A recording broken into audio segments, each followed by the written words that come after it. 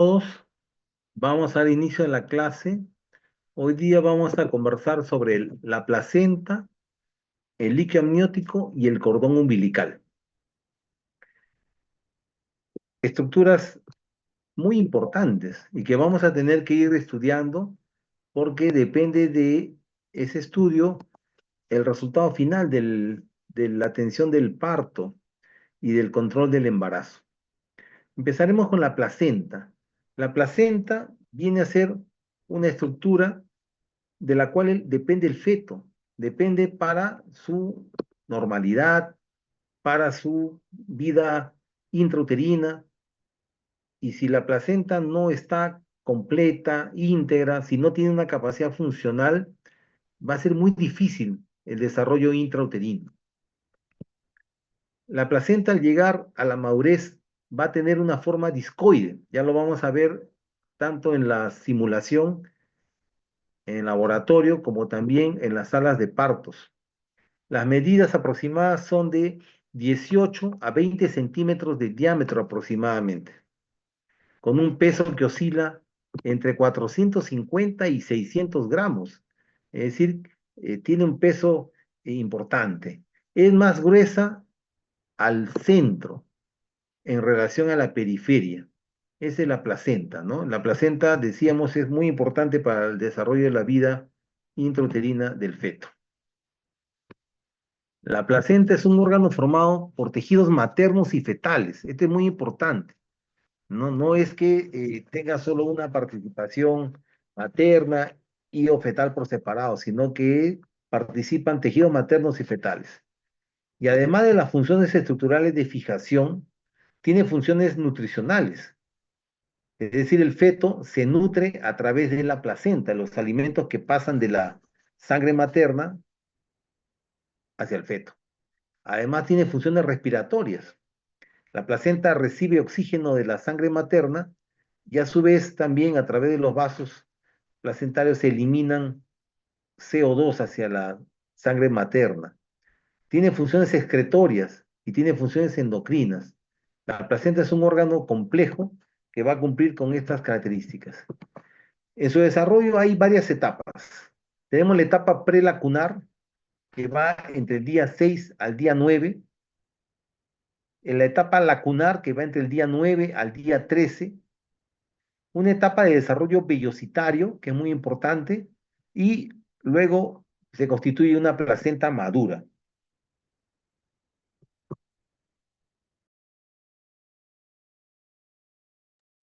Como vemos en este gráfico, ahí vemos, ¿no?, cómo la placenta, se ve el cursor en movimiento. Sí, doctor. Sí, doctor. Bien, gracias. Se ve en esta estructura como la placenta, ¿no? Acá tenemos la zona del embrioblasto y luego vemos, si me siguen el cursor, cómo se encuentra el trofoblasto. El trofoblasto va invadiendo esta zona de la decidua y prácticamente va permitiendo la implantación.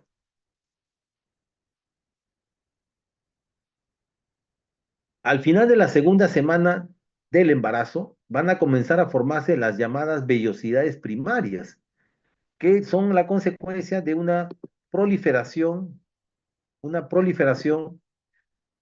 del citotrofoblasto y a su vez de una invasión del sincitio trofoblasto.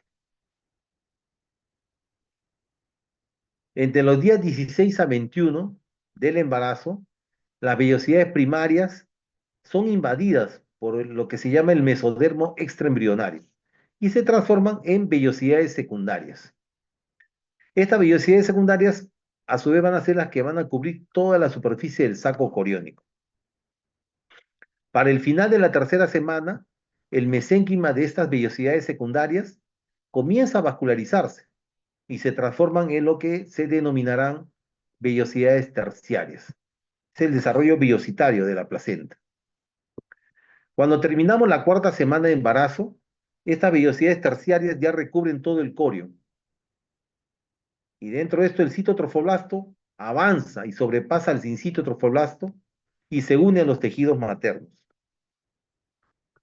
Para el segundo mes de embarazo, del lado opuesto al polo embrionario, las vellosidades coriónicas degeneran y se llama esto formación del corión leve, mientras que aquellas que están en el polo embrionario siguen creciendo y siguen dilatándose, y a esto se le llama corión frondoso. Luego, más adelante, la única porción del corión que participa en el proceso de intercambio es el corión frondoso, que junto con la decidua basal van a formar la placenta finalmente. Entonces decíamos tejidos fetales y tejidos maternos forman parte de la estructura de la placenta. Tenemos en este gráfico, ¿no? Vemos acá, ¿no? El producto de la gestación, ¿no? Y vemos que está uniéndose por el cordón umbilical y vemos acá, esta es la estructura llamada corión frondoso. El corión frondoso es el que está prácticamente cerca al polo llamado embrionario. Y por detrás del corión frondoso descansa la decidua basal. Al frente del polo embrionario que vendría a ser este, se encuentra el corión leve. Este es el corión leve. Y detrás está la decidua capsularis. Y más atrás la cavidad uterina. ¿Está bien? Entonces, eso es importante para poder reconocer y esto se va a ver también, ¿no? En los exámenes ecográficos se van a ir determinando esas estructuras. Muy bien. Importante también esta lámina para repasar lo que viene a ser el proceso de la circulación fetal, que la van a ver en otra clase, pero acá lo que nos interesa remarcar es que en esta estructura vascular que está graficada de un color rojo, está llegando la sangre oxigenada materna, así como los nutrientes. Y van a ingresar a esta estructura que vendría a ser la placenta, en esto que estoy marcando con el cursor, y luego esto va a proceder a través de el cordón umbilical, que es una estructura formada por una arteria y dos venas, y esta cordón umbilical va a llevar la sangre oxigenada hacia el feto, ¿no? Desembocando en la estructura conocida como el ductus venoso. A su vez, de la estructura fetal van a salir dos vasos llamados venas umbilicales que están enrollados acá en el cordón y que van a llevar la sangre que está menos oxigenada y algunos elementos productos del desecho del metabolismo fetal y que van a ser expulsados, ¿no? Hacia la sangre materna. Entonces, como vemos, ¿no? Este es el proceso de la circulación fetal que luego va a ser vista en otra clase más adelante. ¿Qué más decir de la estructura placentaria? Decir que ingresa oxígeno de la sangre materna y se elimina CO2 de la sangre fetal. Decir que la placenta participa en la secreción de hormonas. Este es muy importante. Y también importante que a través de la estructura placentaria van a pasar no solamente hormonas, van a pasar anticuerpos maternos, van a pasar drogas, llámese medicamentos. Por eso es muy importante que la paciente que está embarazada no debe automedicarse y tampoco debe seguir necesariamente con la medicación pregestacional, sino que debe ser evaluada por el especialista para ver si puede o no recibir estos medicamentos. En el caso que tuviera que recibirlos por padecer de alguna enfermedad pregestacional. También puede pasar el alcohol, también puede pasar la nicotina y también pueden pasar los microorganismos, ¿no? Tipo bacterias, ¿no? Tipo virus, ¿no? Entonces es muy importante que alertemos de esto a la paciente, ¿no? Durante el control prenatal. Muy bien. ¿Qué ocurre con la placentación? La placentación es un proceso en el cual vamos a encontrar, como dice acá, como se ve en el gráfico, un embrión que está haciendo su proceso de implantación, ¿no? Donde el trofoblasto es el que va por delante haciendo este proceso de implantación. Y se produce dentro de la cavidad uterina, muchas veces se produce en la parte fúndica, ¿no? Pero algunas veces también se presenta esta placentación en las partes laterales, ¿no?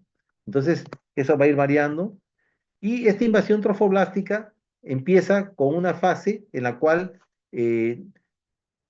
decir que la invasión no se debe solo a la presión pasiva por crecimiento. Es decir, no es que el proceso de invasión de trofoblasto sea por peso, o gravedad, sino que es un proceso celular muy activo que se desarrolla de forma muy controlada. Este proceso de invasión está regulado fundamentalmente por factores o enzimas proteolíticas y por factores inmunológicos. Es muy importante señalar este concepto. La invasión trofoblástica, por un lado, y la permisividad endometrial, este es muy importante.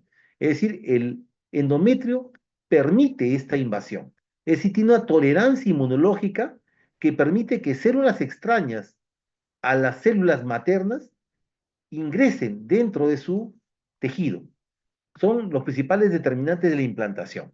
Cuando, por ejemplo, ya hablando de algo patológico, la madre la madre gestante no permite este proceso de invasión trofoblástica por una tolerancia inmunológica alterada, prácticamente se genera un rechazo a la implantación y termina muchas veces en aborto. Muy bien, entonces tenemos acá, siguiendo la secuencia que ya han visto, clase anterior, ¿no? Ovulación, fecundación, vemos que el proceso de migración tubárica permite que el blastocisto ingrese a la cavidad endometrial y se produce un pequeño sangradito de implantación. Muy bien, decir que la placenta tiene básicamente tres placas. Una placa basal, que es la más cercana al útero, en donde vamos a encontrar el complejo retroplacentario formado por la decidua. Ahí también vamos a ver a la membrana de Nitabuk. Y una parte central que es el parénquima placentario, que está ubicado entre la placa basal por un lado y la placa corial. Este parénquima es homogéneo y va a tener también un desarrollo progresivo que va a ir madurando conforme el embarazo progrese. Y tenemos una tercera placa, que es la placa corial, que se encuentra adyacente al líquido amniótico. Lo vamos a ver, tranquilos, en esta lámina. Miren, por un lado tenemos acá la placa basal, que está cerca a la decidua. Esta es la placa basal, está marcado por la flechita, placa basal. Al centro, este vendría a ser el parénquima placentario, y la placa corial está cercana a esto que vendría a ser el líquido amniótico. Entonces, repito, placa basal cercana a la decidua, parénquima placentario al centro, y luego por fuera la placa corial, y acá donde estoy marcando el cursor estaría ubicado el líquido amniótico. Muy bien, decíamos que la placenta produce una serie de hormonas, es un órgano endocrino, y tenemos, por ejemplo, la producción de la gonadotrofina coriónica humana, la hormona HCG. También participa en el proceso de producción de progesterona y estrógenos, en el lactógeno placentario, en la tirotropina coriónica humana, la corticotropina coriónica humana, la prolactina y la relaxina. Entonces son hormonas que produce la placenta. Es un órgano endocrino. Tenemos acá en otra imagen, ¿no? Acá tenemos al feto, ¿no? Está rodeado por líquido amniótico, que vendría a ser está graficado de un color medio celeste, el líquido amniótico, y por fuera las membranas corioamnióticas. Acá el feto está unido a través del cordón umbilical, ¿no? A la estructura conocida como placenta. Y vemos cómo los vasos sanguíneos prácticamente, ¿no? Están acá presentes, ¿no? Y de esa manera se produce, ¿no? El intercambio, ¿no? El intercambio de nutrientes que van de la madre hacia el producto, y también se produce también el pasaje, decíamos, de hormonas, anticuerpos, en fin. Unas palabras con relación al proceso inmunológico, que es muy importante actualmente, no solo en la medicina, sino también en la ginecobstetricia. Tenemos que desde el punto de vista inmunológico, la madre y el embrión son genética e inmunológicamente diferentes. Genéticamente ustedes ya saben, lo sabían previamente al inicio de este curso y también lo han repasado en la clase previa, que en el momento de la fecundación hay una recombinación del material genético que ha sido provisto tanto por el gameto masculino como por el gameto femenino. Y del punto de vista inmunológico, también vamos a tener que madre y embrión son inmunológicamente diferentes. La placenta cumple con un proceso de llamado inmunidad pasiva, que está dado por las inmunoglobulinas de tipo G. Decir también que el trofoblasto protege al nuevo ser de la vigilancia inmunológica materna. Esto es muy importante. El trofoblasto sirve como una especie de escudo protector para el nuevo producto de la concepción que lo resguarda, lo protege de una respuesta inmunológica que podría darse en la madre y que podría provocar el fracaso de la implantación. Entonces existe una presencia de eh, condiciones en las cuales, por ejemplo, este trofoblasto, ¿no? Tiene una ausencia de antígenos de trasplante clásicos, o sea, HLA clásicos, y además hay una existencia de mecanismos metabólicos que evitan la presencia de los linfocitos T, que como ya sabemos son los que activan la respuesta inmunológica y están próximos al trofoblasto. Muy bien, interesante tema de la placenta, que se va a ir viendo también en las clases subsiguientes, porque, repito, una vez más, permite el desarrollo del feto dentro del útero materno. Ahora, unas palabras con relación al cordón umbilical. El cordón umbilical es una estructura que va a estar formado, como ya conocen ustedes, por dos arterias y por una vena. La vena es más amplia en diámetro, pero las paredes anatómicamente, ya conocen ustedes, son más delgadas. Las arterias son de diámetro más pequeño, pero como ya conocen ustedes, también tienen mayor, el diámetro es más pequeño, pero las paredes son un poco más gruesas, entonces permiten mantener una mayor presión. La formación del cordón umbilical inicia alrededor de las 4 a 5 semanas de gestación. Un cordón umbilical ya puede visualizarse por ecografía desde las 8 semanas. Y repito, como ya ustedes conocen también, tiene dos arterias y una vena. Estos tres vasos sanguíneos se encuentran rodeados por una sustancia llamada gelatina de Wharton. El diámetro promedio de un cordón umbilical es de 1 a 2 centímetros. Suele medir entre 50 a 65 centímetros. Es una longitud variable.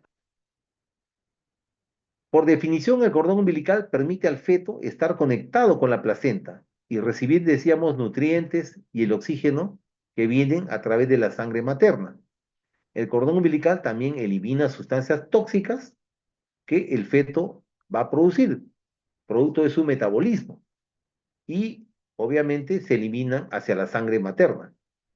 Puede llegar a presentar alteraciones este cordón umbilical, y esto puede dificultar su correcto funcionamiento y además también pueden complicar la evolución de la gestación, ¿no?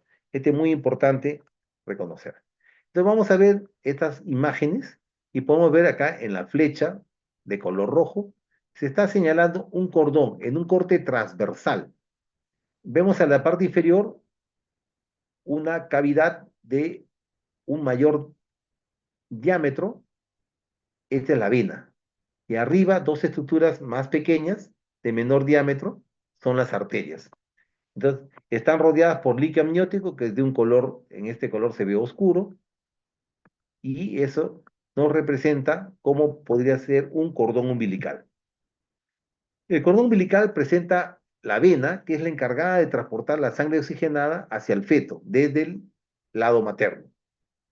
Las dos arterias son encargadas de transportar la sangre que es poco oxigenada, ¿no? Desde el feto hacia la gestante. Acá vemos un corte de cordón umbilical, pero ya el cordón tomado en una vista longitudinal. Por eso que vemos acá un espacio, ¿no? De color oscuro, que es la arteria, diámetro pequeño, y un espacio mayor, más amplio, que es la vena. La vena siempre es más amplia en cuanto a diámetro. Las arterias son más pequeñas y tienen un enrollamiento. Acá vemos otras imágenes, ¿no? Otra vez la vena está acá, mayor diámetro, y acá hay una arteria, y acá está la otra arteria. Entonces es un corte transversal de cordón umbilical.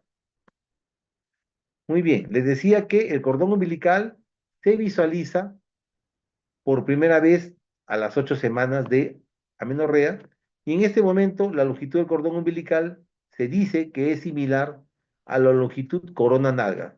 Esa longitud corona-nalga es la del producto de la gestación, llamada también en abreviatura LCN. Acá vemos, ¿no? Esta imagen en la cual estamos observando, ¿no? Un cordón umbilical en donde por efecto Doppler y por programación se ha programado del color violeta, digamos, morado, la vena, y de color rojo, las arterias, ¿no? Esta es una imagen de ecografía Doppler, porque por Doppler también se puede ver el cordón umbilical. ¿Qué patologías afectan al cordón umbilical y que son importantes reconocerlas, ¿no? Y ahora les voy a contar algunos casos clínicos también, ¿no? Sobre cordón umbilical. Hay anormalidades del cordón umbilical que pueden ser detectadas por medio ecográfico, por supuesto. Entre las anormalidades de cordón pueden asociarse con anomalías fetales, es decir, feto con anomalías, anormalidades cromosómicas y posibles complicaciones durante el embarazo. Por ejemplo, alteraciones del cordón umbilical vienen a ser la alteración del número de vasos sanguíneos. Es decir, podemos tener lo que se llama la arteria umbilical única. Hemos dicho que normalmente son dos, en este caso, arteria umbilical única, y también podemos tener lo que se llama cuatro vasos umbilicales. Hemos dicho que son tres normalmente. Otras alteraciones del cordón umbilical pueden ser los quistes falsos de cordón, el hemangioma de cordón, el teratoma de cordón, el hematoma y algunas hemorragias de cordón umbilical. ¿Qué pasa con la arteria umbilical única? La arteria umbilical única presenta, como su nombre lo dice, una sola arteria. Se puede detectar precozmente este hallazgo por ecografía. Está asociada a malformaciones, ya sea cardíacas o renales fetales. Y también se asocia con fetos de bajo peso, con fetos que presentan restricción de crecimiento intrauterino, CIR, y también está asociado a los partos pretérminos. Sin embargo, es una anomalía infrecuente, porque su presentación oscila en menos del 1%. Acá tenemos en esta imagen lo que se llama la arteria umbilical única. Acá está la arteria y más abajo está la vena. Entonces, sí, por ecografía podemos dar el diagnóstico. Acá también otra imagen, ¿no? Acá tenemos la arteria y acá la vena. Siempre acuérdense que la arteria tiene un diámetro más pequeño, la vena tiene un diámetro mayor. A la, a la, digamos, al lado derecho del cursor, vemos acá también la representación esquemática de lo que hemos estado mencionando hace un momento. Muy bien. Y en cuanto a las alteraciones en la longitud del cordón, podemos tener lo que se llama el cordón umbilical muy corto, que es un cordón umbilical de menos de 30 centímetros, que puede complicar el descenso del feto por el canal del parto, ¿no? Entonces, como vamos a ver en las clases, ¿no? Sobre todo en la clase de simulación, vamos a ver el descenso del feto por el canal del parto. Necesita que el cordón umbilical no le ponga obstáculos. Si el cordón umbilical es muy corto, como ustedes comprenderán, el feto no va a poder descender por este canal del parto y puede provocar distocias al momento de la conducción del trabajo de parto. También puede asociarse a malformaciones, decíamos, en los miembros o deberse restricciones en el desarrollo por falta de espacio. Un cordón umbilical anormalmente largo puede predisponer a lo que se llaman los nudos de cordón. Y a propósito de esto, un caso que se presentó, ¿no? Hace unos años en el hospital, una paciente que cuando se le hacía el control de los latidos fetales, por momentos presentaba episodios de bradicardia. Entonces se le realizó una prueba de cardiotocografía, es decir, de monitoreo fetal electrónico. Y cuando se vio la gráfica, que van a ver ahora en sus prácticas, es casi como hacer un electrocardiograma, pero es, un, es una cardiotocografía externa del feto. Cuando se vio la gráfica, se presentaban una disminución de los latidos. de una línea basal de 140, disminuían hasta 100 latidos por minuto, 90 latidos por minuto. Pero eran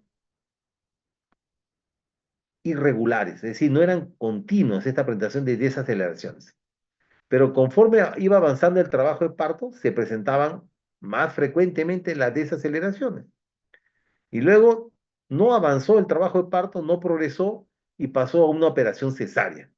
Y cuando se hizo la cesárea, nació el bebito, felizmente todo bien, Apgar 99, y cuando se fue a examinar el cordón umbilical, tenía un nudo verdadero. Es decir, el feto, cuando era más pequeñito, ha estado dando movimientos dentro del vientre materno, a través del líquido amniótico se movía y se había enredado solo y él solito había hecho un nudo, como un nudo de corbata, digamos, ¿no? Para hacer un ejemplo sencillo, ¿no?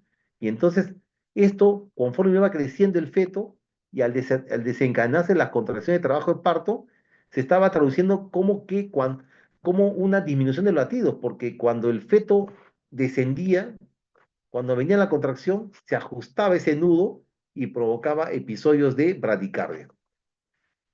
¿Qué tal? Si hubiese continuado el trabajo parto, de repente el feto podía nacer, ¿no? Con sufrimiento fetal, o en caso no hubiese habido control del trabajo de parto, incluso podríamos haber tenido un evento adverso, es decir, una muerte fetal intrauterina por un nudo verdadero de cordón.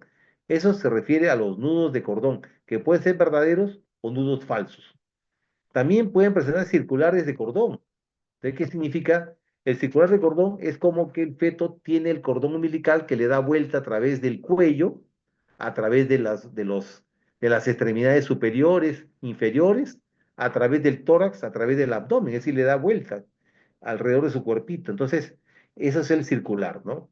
En el caso cervical, por ejemplo, puede haber circular de cordón simple, una vuelta, circular de cordón doble, dos vueltas, circular de cordón triple, tres vueltas incluso. Hemos llegado en algún momento a ver partos vaginales con circular de cordón triple. Entonces, es muy importante tomar en cuenta esas alteraciones debido pues a que era un cordón umbilical anormalmente largo, ¿no? Y también otra patología importante es el prolapso de cordón. Como es un cordón muy largo, cuando se rompe la bolsa de líquido amniótico, puede provocar un escape de una asa de cordón, y a eso por vía vaginal, y a eso se llama prolapso de cordón. Muy bien, los circulares de cordón se pueden visualizar por ecografía. Es importante cuando se asocia a oligohidramnios, a restricción de crecimiento intrauterino, RCU, a embarazos prolongados. Y un circular de cordón no debería asociarse a un aumento de cesáreas. Acá tenemos, por ejemplo, en esta imagen, ¿no? Vemos acá la placenta que hablamos hace un momento y vemos acá cómo el cordón umbilical le está dando la vueltita alrededor del cuello del feto. Entonces es un cordón umbilical nucal con una vuelta de cordón. En esta imagen de ecografía Doppler vemos cómo el cordón umbilical, miren, está rodeando al feto. Lo está rodeando. Este viene a ser la estructura, ¿no? Fetal, está rodeada por el cordón umbilical. Enrollamientos del cordón. Cuando es insuficiente, se asocia a aumento de la incidencia de óbitos fetales, presencia de desaceleración de los latidos fetales intraparto, a cesáreas por sufrimiento fetal agudo, a alteraciones estructurales y cromosómicas y también incluso a la corioamnionitis. Cuando el enrollamiento es excesivo, se asocia a RCU, desaceleración de los latidos fetales intraparto, trombosis vascular y estenosis de cordón. Son patologías de cordón umbilical. Muy bien. ¿Qué pasa con los quistes y masas de cordón? La prevalencia de quistes del cordón umbilical se han descrito en alrededor del 3% de las gestaciones durante el primer trimestre. En ocasiones se asocian con otras malformaciones estructurales fetales y o cromosómicas. Los quistes únicos o múltiples de cordón umbilical se asocian a malformaciones fetales y fetos con aneuploidía, es decir, con alteración del número diploide de cromosomas. Las masas focales del cordón incluyen tumores, incluyen hematomas, incluyen varices e incluyen aneurismas. ¿no? Esto es muy importante. Se puede detectar por ecografía, ¿no? Los hemangiomas, aunque infrecuentes, tienden a ser los tumores más comunes del cordón umbilical. Habitualmente están localizados cerca de la inserción del cordón en la placenta. Muy bien. Y ahora conversaremos sobre el líquido amniótico. El líquido amniótico es el líquido que está presente en la cavidad amniótica formada por las membranas corioamnióticas y dentro está el fetito. Lo podemos visualizar por examen ecográfico, prácticamente es un marcador de bienestar fetal. Acá vemos, ¿no? Está el producto de la gestación, acá vemos una jeringuita y está entrando una agujita.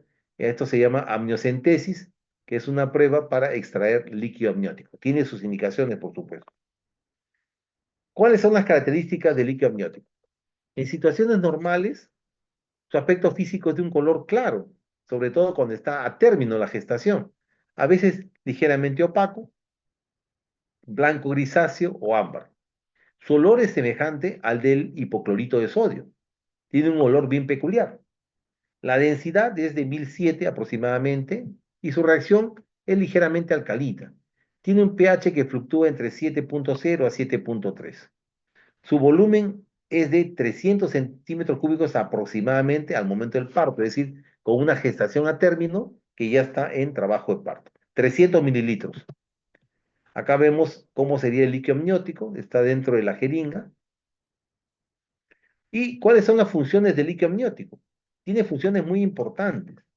En el embarazo, el líquido amniótico permite que el feto realice sus movimientos.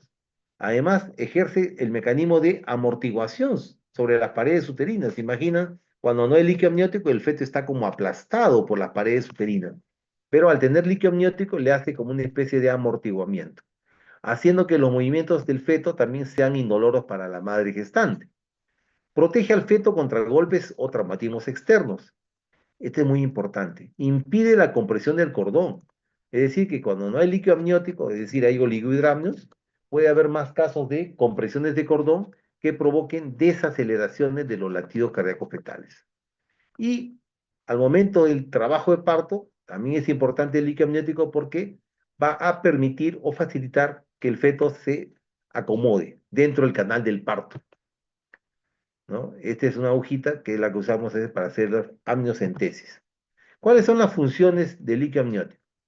Durante el trabajo de parto, contribuye a la formación de la bolsa de las aguas. La bolsa de las aguas es una bolsa que contiene líquido amniótico y que va haciendo camino, provocando que el cuello uterino también presente un proceso de apertura. Y hay una distribución regular de la fuerza uterina sobre el feto durante la contracción uterina. Ese proceso lo hace a través del líquido amniótico. El líquido amniótico es un método diagnóstico del estado de bienestar fetal. Es decir, un adecuado líquido amniótico implica que las funciones fetales se están cumpliendo dentro de la normalidad. Un oligohidramnios, como vamos a ver dentro de un momento, es sinónimo de anormalías, así como también el exceso que se llama polihidramnios. El líquido amniótico también sirve como barrera para las infecciones y, mucho ojo, impide las adherencias del amnios con el feto, porque si no habría se pegan las membranas amnióticas sobre el feto y puede provocar lesiones. Acá vemos lo que decía un profesor amniocente, este es el líquido amniótico, ¿no? Acá está el producto de la gestación, el fetito. El volumen del líquido amniótico va a aumentar progresivamente. Hasta las 34 a 35 semanas aproximadamente, podemos tener un volumen entre 1000 a 1500 centímetros cúbicos, pero luego va a ir decreciendo, ¿no? En forma leve y gradual hasta alcanzar a la gestación a término un volumen aproximadamente de 500 a 800 mililitros. Y esto va a seguir decreciendo más aún al momento de iniciar el trabajo de parto. ¿Cuál es la composición del líquido amniótico? Entre un 98 y 99% es agua y entre un 1 a 2% son algunos sólidos, de los cuales la mitad van a ser orgánicos. Tenemos, por ejemplo, albúminas, sales minerales, glucosa, lípidos, urea, ácido úrico, creatinina, vitaminas, bilirrubina y hormonas presentes en el líquido amniótico. En el sedimento vamos a encontrar células epidérmicas fetales, células del amnios, lanugo, que son las vellosidades del feto, y material sebáceo, que es el vermes gaseoso. La composición del líquido amniótico. La creatinina. El aumento de la creatinina es concomitante al aumento de la edad gestacional y al peso del feto. Encontrarse valores bajos en fetos prematuros o con déficit de crecimiento. Obviamente, si es un feto prematuro, los valores todavía son bajos. Conforme se va acercando la madurez fetal, va aumentando la creatinina. Urea y ácido úrico también aumentan con el avance de la edad gestacional. Este es muy importante. El líquido amniótico se renueva constantemente. Mantiene su volumen, pero se renueva constantemente. Es decir, no es el mismo líquido amniótico de hace unos días previos. Hay una renovación. El agua y los electrolitos que están presentes en este líquido amniótico se encuentran en permanente intercambio circulatorio entre el compartimiento materno y el compartimiento fetal y la cavidad amniótica. Es un equilibrio la circulación del líquido amniótico. Por un lado está la producción. Participan la piel, los riñones fetales, el pulmón y las mismas membranas coreamnióticas. Pero por otro lado también hay eliminación. ¿Y cómo se elimina este líquido amniótico? A través del tubo digestivo, a través del pulmón y a través también de las membranas. Cuando hacemos el estudio citológico del líquido amniótico, vamos a encontrar la presencia de las células anaranjadas, que a su vez provienen del estrato córneo fetal. La estimación de la madurez fetal antes se hacía por la presencia de estas células anaranjadas. Se decía que cuando es menor de 34 semanas, la cantidad de estas células era menor al 1%. Cuando estaban en 34 a 38 semanas, teníamos entre 1 a 10%. De 38 a 40 semanas, entre 10 a 50%. Y mayor de 40 semanas, más del 50%. Muy bien. ¿Cómo se hace el diagnóstico de la cantidad de líquido amniótico? Se hace dependiendo de la experiencia del ecografista, pero se realiza la medición de las áreas econegativas, es decir, esos espacios oscuros que veíamos en las láminas previas, para tratar de hacer una correlación con el volumen del líquido amniótico intrauterino. Acá, por ejemplo, tenemos esta imagen, ¿no? Si me siguen con el cursor, toda esta parte que estoy marcando con el cursor de un color oscuro es líquido amniótico. Esta imagen que hace una refrigencia es porque esta paciente está ingresando una agujita para hacer amniocentesis, que es la extracción del líquido amniótico. Por eso se ve esta imagen. Muy bien. ¿Cómo hacer el diagnóstico? Si vemos en esta lámina, marcada en el cursor, vemos que este líquido amniótico, por la distancia, por los espacios, prácticamente estaría dentro de parámetros normales. Sin embargo, en la otra lámina vemos que el líquido amniótico solamente tiene este cuadrante, digamos, ¿no? Entonces estaremos hablando de la posibilidad de un oligohidramio.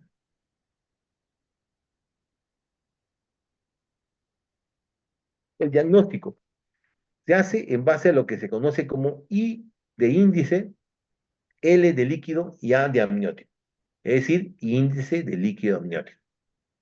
Cuando la medición del índice de líquido amniótico está por debajo de los 50 milímetros, hablamos de un oligohidramio severo. Cuando está entre 50 y menos de 80 milímetros, hablamos de lo que se denomina un oligohidramio leve a moderado. Cuando está entre 80 y 230 milímetros, hablamos de un ILA normal. Y cuando se encuentra por encima de los 230 milímetros, hablamos de un polihidramio, donde oligo es poco y poli es exceso. Así se hace la obtención del índice de líquido amniótico. Un cuadrante, otro cuadrante, otro cuadrante y el último cuadrante. Este es el cuadrante, acá está en las letritas ahí, es el cuadrante superior derecho. Ese de acá será el cuadrante superior izquierdo. Acá abajo tenemos el cuadrante inferior derecho y el cuadrante inferior izquierdo. Muy bien. ¿En qué casos va a haber exceso de líquido amniótico? Es decir, demasiada cantidad de líquido amniótico. Casos de polihidramios. Tenemos en los fetos con anencefalia, está asociado a polihidramios. Los fetos con hidrocefalia, está asociado a polihidramios. Los casos de atresia esofágica y duodenal, es decir, donde hay una falta de formación del esófago o una falta de formación de duodeno, hay casos de polihidramios. En los hidros fetalis, son hidros con fetos hidrópicos edematizados, en la diabetes materna, durante el embarazo puede haber polihidramios. ¿En qué casos tenemos oligohidramios? Es decir, lo inverso, lo opuesto, cuando no hay líquido amniótico. En casos de agenesia renal, es decir, ausencia de formación de riñones. Habíamos dicho hace un momento, ¿se acuerdan? Que producción de líquido amniótico, básicamente, en los riñones fetales. Si el feto no tiene riñones fetales, estamos frente a oligohidramios. Y ahí también contamos otro caso clínico de una pacientita que ingresó de 20 semanas de embarazo, referida del establecimiento de primer nivel de atención, porque habían realizado un examen clínico y luego una ecografía y reportaban en el examen ecográfico que no había líquido. Entonces la paciente refería que días previos había presentado una pérdida de una secreción líquido por vía vaginal. Entonces ya había la duda si era esa disminución de líquido amniótico por pérdida de líquido, ¿sí? Por ruptura prematura de membrana o por un proceso de ausencia de producción de líquido por parte del feto. Entonces se hospitalizó la paciente, se le hizo el estudio para descartar una pérdida de líquido amniótico por ruptura de bolsa y luego se le hizo el estudio ecográfico. Y al final, clínicamente no presentaba pérdida de líquido, pero ella insistía que había perdido líquido.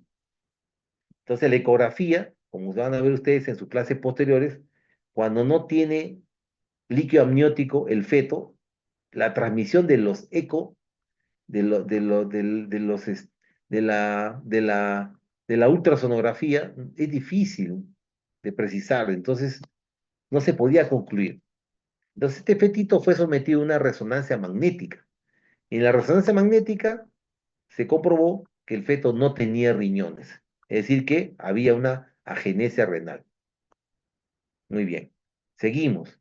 También se presentan oligohidramios en casos de hipoplasia pulmonar concomitante, en casos de preeclampsia, en casos de restricción de crecimiento intrauterino, RCIU, en casos de insuficiencia placentaria, ya cuando el embarazo está a término, cercano incluso a lo que se llamaría el posttérmino, eso se llama insuficiencia placentaria, y en casos de óbito fetal, es decir, de muerte fetal intrauterina. Está asociado a oligohidramios. Cuando decimos asociado, no implica que siempre va a presentar, sino que hay mayor asociación de riesgo. Muy bien, ¿y cómo hacer el diagnóstico? Básicamente, una buena historia clínica.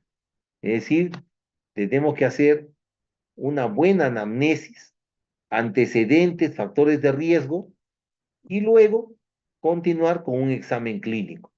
El examen clínico, en este caso, medición de la altura uterina, evaluación mediante maniobras de Leopold, y luego tenemos una aproximación, ¿no?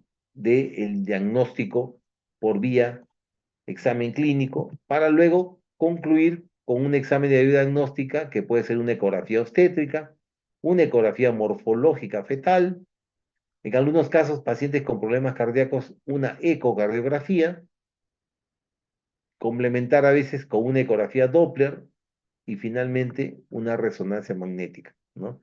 Serían los pilares del diagnóstico complementario. ¿Y cómo hacer el manejo de estas entidades o situaciones clínicas?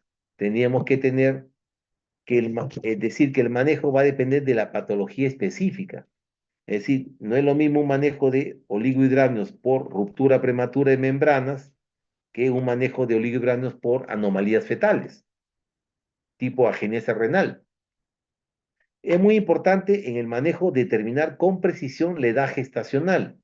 No es lo mismo una paciente con oligohidramios de 37 semanas, que está a término, que una paciente con oligohidramios de 30 semanas, que es un embarazo pretérmino. Determinar si requiere o no maduración pulmonar, que se realiza antes de las 34 semanas. Y finalmente, no olvidar que atendemos a las madres gestantes, pero también a los bebitos. Y entonces, si vas a producirse próximamente el nacimiento de un bebito con problemas de salud, tenemos que interconsultar o avisar a neonatología, porque son ellos los que se van a encargar de la atención del neonato. Muy bien, muchas gracias por su tiempo, su atención. Estamos, creo, con tiempos adecuados. Pueden hacer algunas preguntas, inquietudes, comentarios, sugerencias. Adelante.